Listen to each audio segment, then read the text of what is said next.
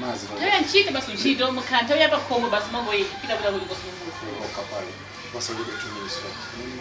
kwanewe ulijua kale basali kale uyo zingwa Timzy Jahmai production. Limzy, my brother Timzy Jahmai. Na na na na na na na na. Udzilimba Mtima achina timu za seya tima umagana zoma kutapula sininga peze kazi wina Udzilimba Mtima siwa wa matola kuti za kutsike sindili ngati ena wakuti ndiza kuchite pulipuli ndiwe weka uzidalila ndima kukondetsetsa osana mamarege osamamvera anthu amijedo ndikungofuna iwe mpaka kwathu kafikeko baby ndikachokapo usamakumu ndokomwe ndapita kuti ndakokanso Udzilimba Mtima we ukandiwana nikazi wina osamakumu ndakuti mwina uyu ndapilanso Udzilimba Mtima we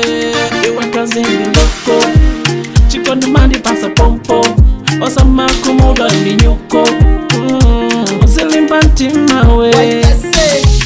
ndinakupasa mtima wanga wose petenga sina sude mwina mwake ndinapenga sina pite kwa singanga lavu samasenga iweyo palo chaka chino ndikutenga ndimakukonda ngati tabwa ndikapeta ukangusowa mtima wanga humateta Udzilimba Mtima mwana kaze ndiwo weka ndine wako weni hane izedeka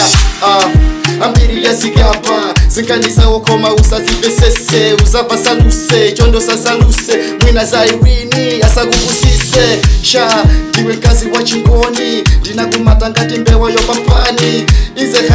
hane ndiwe number 1 olo ntakupasa panda risingakani ndikachokapo